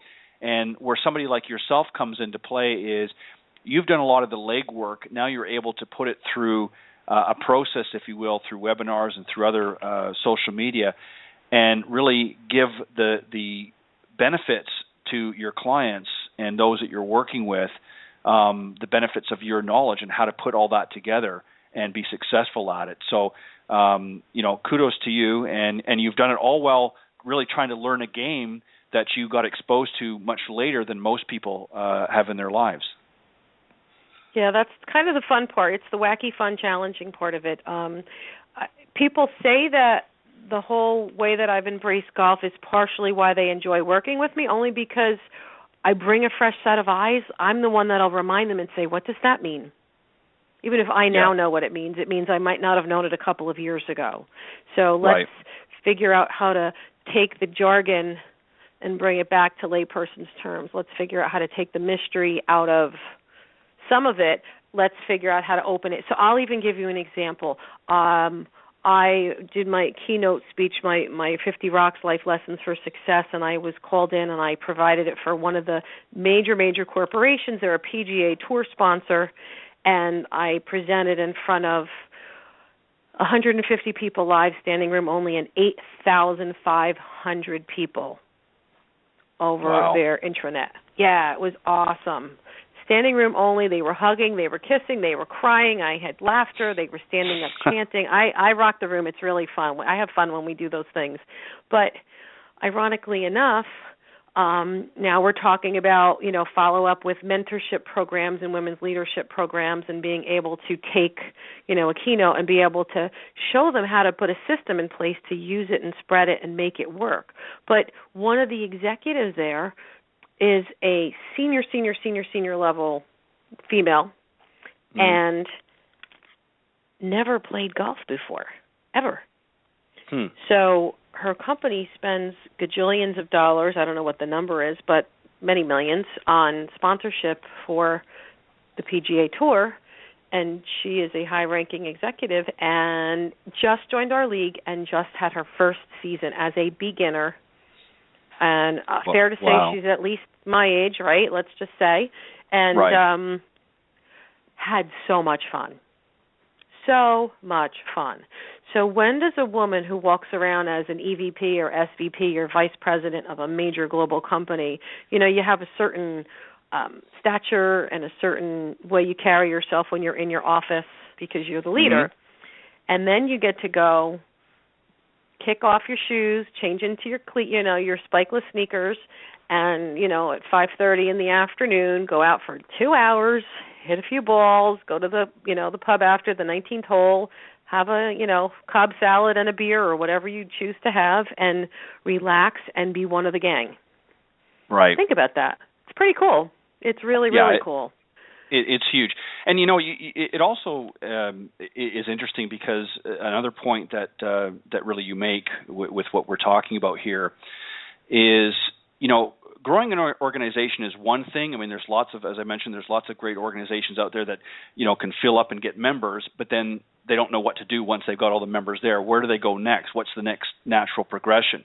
We've got the membership built up to a nice little number, but now we need to figure out how we're going to move it into the next direction. And this is really where you are stepping in now with what you're doing and able to approach these different organizations, not only ones that you've built up and helped to build up to a successful level, but now you're able to take them to the next level. And here you are, you're talking about a woman who has been involved at an executive level that really was not exposed to golf.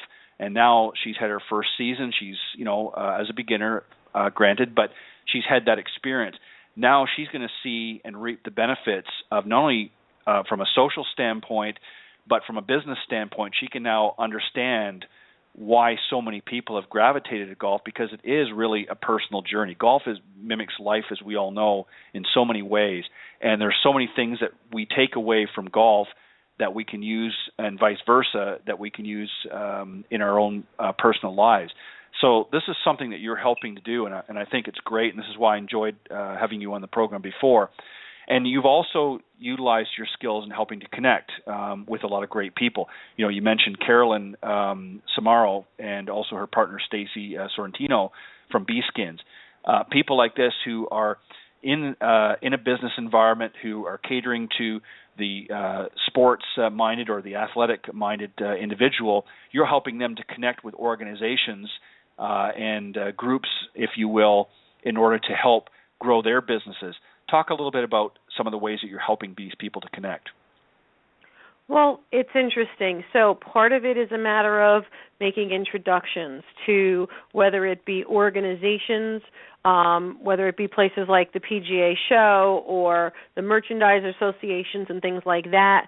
I've got friends that are similar to them, but down in Texas and other parts, Caddy Golf Apparel, Jill Johnson, one of my friends who I met and hung out with last year at the PGA Show. That's where we bonded. So, sharing war stories, partnering, sharing resources, even for, with Carolyn and Stacy, helping them understand who they are as a brand and coming up with their personal brand and their expertise. So in other words, when they came on the show, it wasn't just talking about their product line.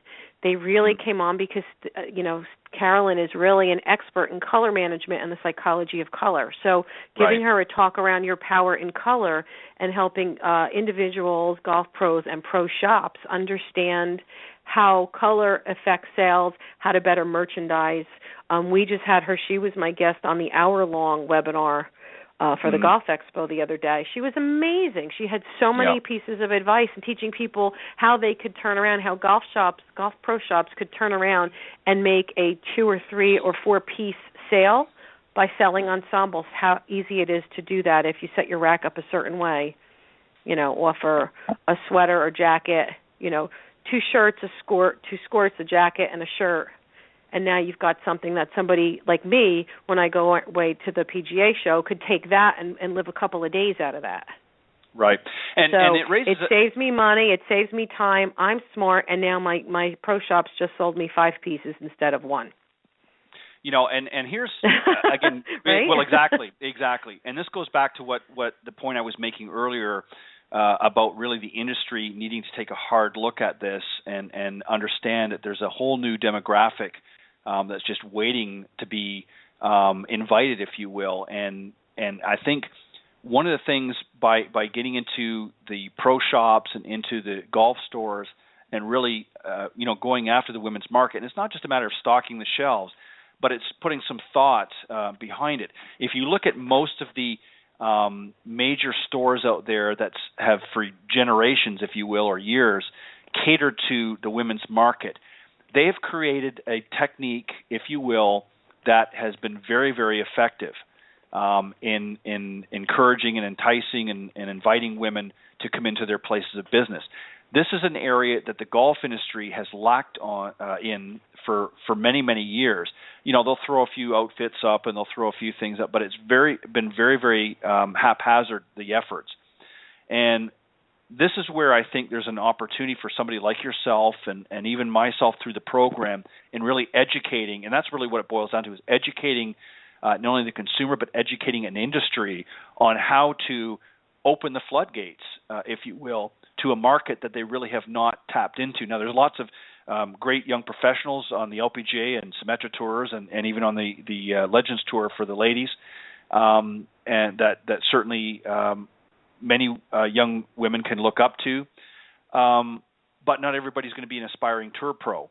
So for the business women and for the moms that are out there, and just maybe the small business owner out there that doesn't know, as you indicated earlier, doesn't know what it means to drive the ball 250 yards and doesn't understand some of the lingo, how do they go about getting in there? So this is some things that we need to work on collectively, if you will, in the golf industry to be able to open those doors. And these are things that you're doing through your connecting and your networking through social media and face-on, expos, et cetera, correct?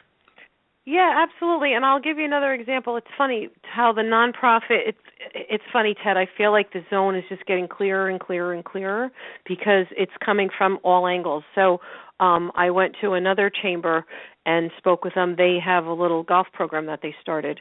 And I went to the kickoff last year. It was wonderful. There was about 75, 80 women, which is a wonderful, wonderful turnout. And They had a nice little follow-up beginner clinic, 6 weeks, like a Get Golf Ready program, and wonderful.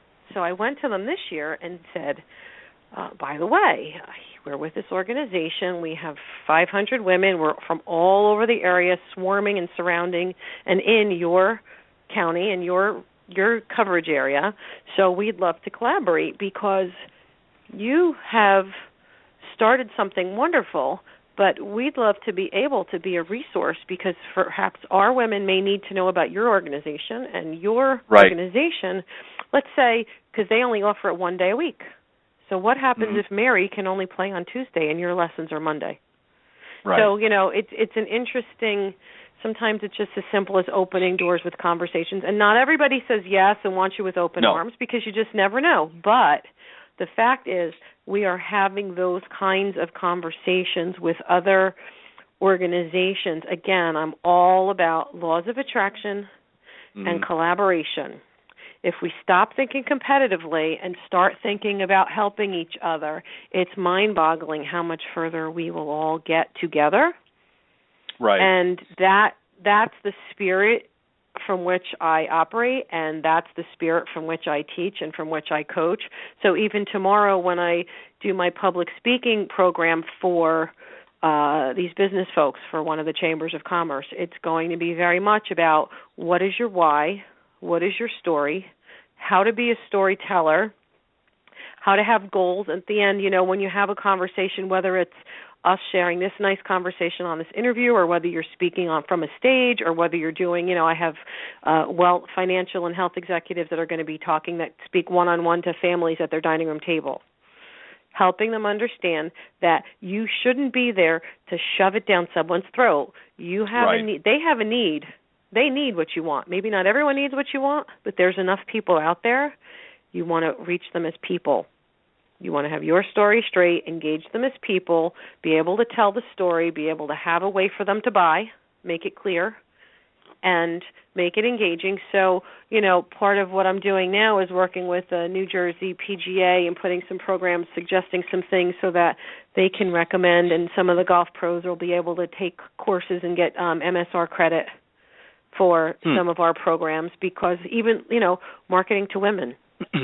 Right. I think I could teach them a thing or two. I actually was a consultant too. There's a conference called Marketing to Moms, and there's another one called Marketing to Women. And I used to fly to Laguna Beach and Chicago because I worked, with places like WebMD and Everyday Health, and I did major stuff with brands like Procter & Gamble and huge, huge brands marketing to women for many, many, many years. So the fact that I now have golf as another layer, that's an add-on. So this is not like it's a new market that I'm just figuring out now. It's the market I've always played to. I just now realize golf could be a piece of that demographics. Happy spot. Yeah, and that's so true, and that's a great way really to look at things as well. And this is really what I'm talking about, Pat, is as I transition into 2016, as I was talking with my earlier guests on the panel, we have to always think of new ways to grow the game, and I want to utilize the program. This is going into my fourth year with the program now, and each and every week it continues to grow. It continues to draw a bigger and bigger audience. But it also, in addition to the regular audience of would-be golf golfers out there, it's also drawing more and more people from within the profession that want to take part and help develop and continue to grow not only the program but also the idea of what I'm trying to do here. And so, I'm getting constantly people reaching out and saying, hey, I've been listening to the program, or so-and-so's been on the program and they've been talking about it. And again, through that networking and discussions, as you've talked about, this is what's happening for me with the program. So this is why I'm trying to, bring people together through this format and being able to expand it. And one of the things I'm looking at doing, as I mentioned earlier, with the show next year is taking it to sort of the next step and adding the visual component to it, where I will take the show on the road, if you will, to some different locations and do a live broadcast, which will not only include the discussions like we're having now, but also maybe have some of the coaches and instructors do some hands-on lessons, or maybe even doing some demonstrations live and having some great guests and showcasing resorts. I've got some great ideas for that as well. So this is sort of the natural progression of the program, and I've already had a number of people reach out in that area. So we're kind of doing the same thing, you and I, in a roundabout way, by trying to network and grow the game through various different resources. And I know that you've got a great offer that you mentioned earlier that you want to share for those that want to take part of some of the things that you're doing with the expos coming up in the new year. Absolutely, absolutely. Thank you. Like I said, one of the things I want to do, I don't think that price should be a problem. I think that value should be the promise, right? So if people are looking to grow their business, I've got a monstrous reach between our media buying and our mailing list and our 100-plus vendors and our 8,000 to 10,000 people just at the Meadowlands show that are going to be walking through the door. So if there's anyone listening that is interested in reaching, and not just golf, equipment people, certainly I want them. I want all of them. Sure. Golf clubs, Champions Gates on board, and we just keep getting more and more and more from all over that are looking to become part of it because they want people. People from North Jersey get on a plane and fly wherever they feel like golfing. There's no doubt about that. We do. So I have open door policy that I'm welcoming people from all over the world who want to get involved. If you're looking to grow business with the demographic market in the Northeast, from Atlantic City and Meadowlands, which is right outside New York City and New Jersey, all the way up through Massachusetts and Rhode Island and Saratoga, New York. Happy to put them in. Whether it be as an exhibitor or as a sponsor, we're doing a buy 4 shows, get the 5th show free. I want there to be value before the doors ever open to the first show. That's the goal that we're aiming for.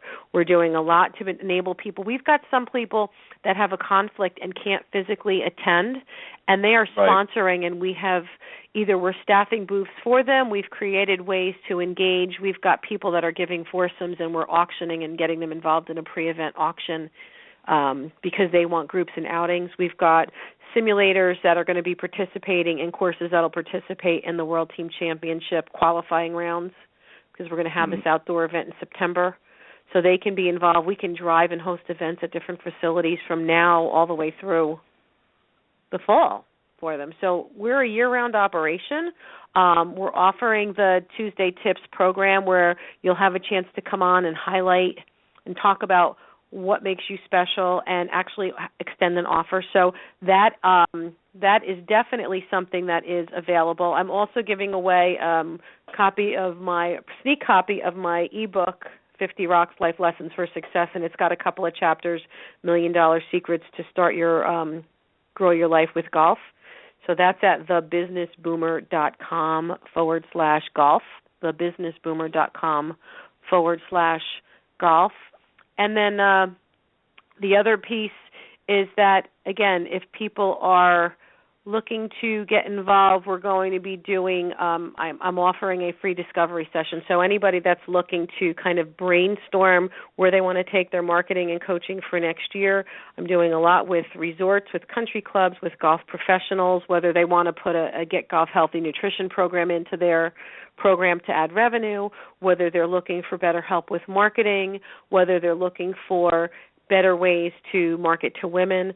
So we're putting horses together for both PGA professionals for resorts and other, again, people trying to reach that demographic. So thebusinessboomer.com/discover is the URL to go on, and there's a brief little application, and in 48 hours we get back to people and let them know if they qualify. We'll do a free discovery session and figure out if there's a way to really help them, rock their business. It may not be for everybody, but if it's, I'm trying to make it, that's my giving back. I believe in tithing, right. Not just financially, but tithing your spirit, tithing your energy, and giving back. So that's one of my ways. So if I can give people a piece of my brain, let them pick my brain, and let's figure out if there are ways that we can work together. I'm getting involved with people like Rich O'Brien in the Carolinas, doing stuff with Project Hope for the disabled and the one-handed lady golfer, Gianna Rojas. So we're getting her out and about nationally now. It's kind of fun. Wow. It's growing. Yeah, it's that's just fantastic. growing and growing. I got this funny feeling 2016 is going to be a great year. Yeah, and 2015 has been a great year as well, and I concur with you, and I agree. This is really about giving back. I enjoy what it is that I do in golf. I've enjoyed the teaching aspect and still do. But there was something that I felt more that I could do, and it was really sharing the knowledge, not only that I have, which is fine in itself, but I wanted to be able to do more in that, and that was really sort of the birth of Golf Talk Live. And then obviously the natural progression a year later was added the Women of Golf, which Cindy Miller very graciously agreed to come in and co-host with me, and she's done a fantastic job of not only getting some great guests coming on, but really sharing some of her knowledge and experience and struggles as not only a golf teacher, but a golf player as well. As talked about a number of times, her journey struggling on the tours and things like that, and some of the challenges that she faced. And she, in addition to yourself, are probably among the hardest working women in golf that I know. A lot of the great women out there that do so much work and give back. And Cindy certainly gives a lot of her time to so many different people. And she's, certainly starting to be well recognized even more than what she was before, just because of that alone. Putting all of her skills as a golfer and a golf professional aside, just her humanitarian efforts and things like that, just giving back to so many different people. And so hats off to you, and of course hats off to my friend Cindy Miller for doing that. She's amazing. She really, kindred spirits all the way, Ted. You surround yourself with wonderful people. And by the way, coming down to Orlando, my flights are booked, so we should definitely make plans down there, because I will definitely be there. I think I'm coming in the Tuesday night, and I'll be leaving, of course, sometime on the Friday. So there'll be some time in there. We'll definitely connect and make a point of that. But wow, it's hard to believe, but our time is coming up. So let me just very quickly give you an opportunity to just go over the offers again, and then also maybe you could give an idea of the dates, if you can, with some of the expos coming up in New Jersey areas and surrounding areas, just to let those that might be interested in knowing when they're going to be. And if you don't have exact dates, that's fine, just even a general time frame. The Meadowlands Golf Expo is February 19th to 21st, and that's going to be in Secaucus, New Jersey, which is Giants Jets Stadium right outside New York City. That is February 19th to 21st.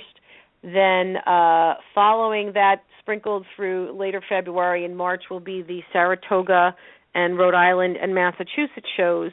And then the Atlantic City show is September 20th to 23rd. That will have the World Team Championship. So there will be a 3-day, and it's a midweek thing, so that'll be cool. And it'll be great because we'll be able to have qualifiers all year and then send them down for that event, which is really awesome. So for any of the Golf Expo related things, they can contact me. I have the authority to do a buy 4, get the 5th show free. So for anybody looking to really reach the Northeast, they want to own the Northeast, we can give you that on a platter. And, whether it be as an exhibitor, we've got a few, I've sold a lot, but we do have a few unique sponsorship opportunities that are left. So, again, buy 4, get the 5th one free. They can email me at pat@thebusinessboomer.com, thebusinessboomer.com, pat@thebusinessboomer.com. My cell is 973-809-4445. That's 973-809-4445. I will be putting up some offers and promotions on my website, but I am our free ebook, 50 Rocks Life Lessons for Success, which includes a few chapters talking about how to use golf to get in the game and get ahead in life. So that's thebusinessboomer.com/golf. I'm helping a lot of people, Ted. We didn't talk a lot about nutrition this time of year, but we've got my Get Golf Healthy program has really been crazy. Everybody's buckling down. I've gotten more phone calls for people saying, I'm not gaining 10 pounds through December. I refuse. Help me. So it's funny. That's been quite a, they're just coming. I'm not even calling them. They're just showing up, which is cool. But that's thebusinessboomer.com/health, HEALTH, health. And, again, 973-809-4445 or thebusinessboomer.com/discover. I will do a complimentary 30-minute discovery session if anybody's looking to grow their golf business or grow their business with golf. Perfect. How's that? That was, I couldn't have said it better myself.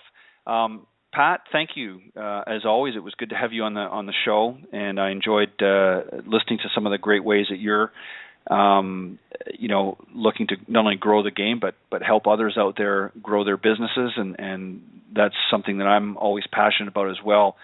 And it's nice to know that you can surround yourself with people that are on the same page. And I enjoy doing that as much as you do. So we will continue to combine our efforts and work to a successful 2016. And I will certainly do whatever I can with the program to help promote, as I always do, things that are going on not only specifically in the golf industry, but businesses as well. So if I can do anything further than what I've already done, by all means, feel free to don't hesitate to reach out to me, Pat. But I want to thank you very much for joining me on Golf Talk Live tonight. I enjoyed the conversation. And if you can, when you get a chance here in the next few days, if you can send me out or the link to where I can go and get the dates, I'll be more than happy to promote the expos coming up for the new year. You got it. Sounds great. Thank you so much. Right. Have a happy holiday, and I will see you it's only going to be a few weeks before we blink. We'll be there. Exactly. All right, Pat, have a great weekend, and I look forward to seeing you down at the PGA show. Sounds great, Ted. Thank you. Take care. You're welcome. Bye-bye. Okay, that was my very special guest ending out tonight's show, Pat Roque, the Business Boomer. And you can go to thebusinessboomer.com to get more information and on some of the things that we talked about tonight. I want to also give a special thank you to the Coach's Corner panel. I know we had a light panel discussion tonight, and certainly not trying to invent the wheel, but I just want to give them our opportunity to talk a little bit about some of their experiences that they've had over the years and leading up to their successful careers. So I want to, again, give a special thanks to John Hughes, Bob Foreman, and, of course, Jamie Leno-Zimron.